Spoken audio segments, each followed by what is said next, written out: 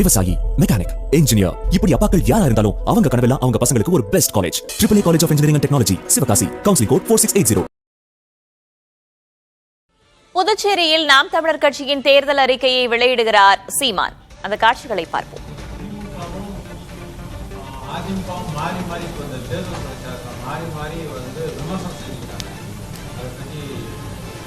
வேற எதுவும் அவங்களுக்கு தெரியாது.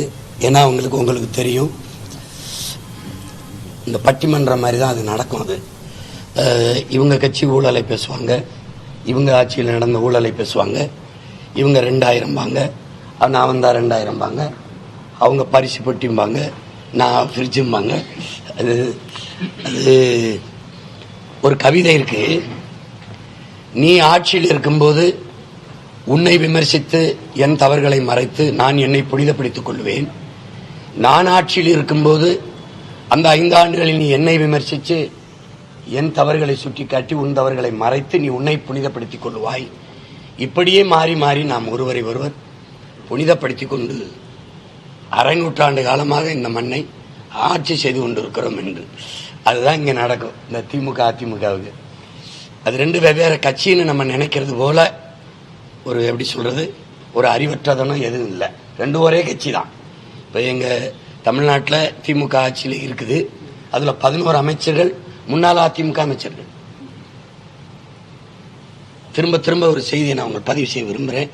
காங்கிரஸ், பாரதிய ஜனதா, திமுக, அதிமுக கொடியில் வண்ணம் மாறும், அவர்களுக்கு கொள்கையில எண்ணம் மாறாது.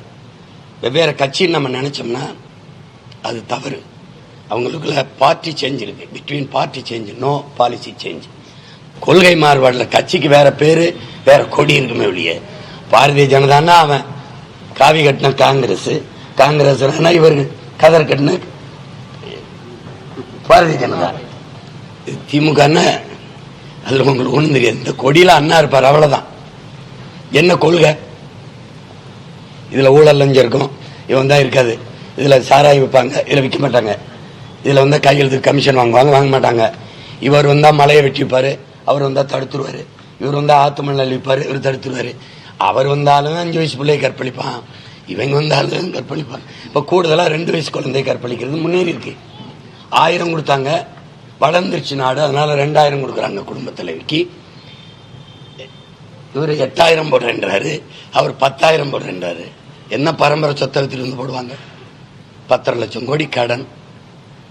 எவ்வளவு வருவாய் வருது? வரியில சகிக்க முடியாத வரி, மின் கட்டண உயர்வு, சொத்து வரி, பத்திரப்பதிவு கட்டண உயர்வு, அத்தியாவசிய உணவுப் பொருட்கள், அரிசி, பருப்பு, நெய், எண்ணெய், பால், முட்டையில விலை உயர்வு. அப்புறம் இதுல இலவசம் ஓசி பஸ் ஓட்டுவோம். ஒரு நாட்டை ஆளுற தலைவர்கள் ஏதாவது சொல்லாம இலவசமா பஸ் ஓட்டுவோம். அப்ப பேருந்து ஓட்டுநர் நடத்துனருக்கு சம்பளம் இவங்க கையிலிருந்து கொடுப்பாங்களா? சரி, பழுதாயிருச்சு, சீரமைக்கிறதுக்கு காசு. சரி, புதிய பேருந்துகள் வாங்க காசு. எப்படிப்பட்ட ஏற்கனவே அந்த துறைக்கு 1 லட்சம் கோடி கடன் இருக்கு, மின்சாரத்துக்கு 1.5 லட்சம் கோடி கடன் இருக்கு. சரி, ஒரு கேள்வியை உங்களை மாதிரி ஊடகத்தில் இருக்கிற கற்றவர்கள், பெரியவர்கள் நீங்க கேட்கணும். 10.5 லட்சம் கோடி கடனை வாங்கி தமிழ்நாடு நிறைவேற்றிய ஒரு நலத்திட்டம், கல்வியை நல்லா கொடுத்துட்டேன் அப்படின்னா அந்த கடன்ல ஒரு நிறைவு இருக்கு.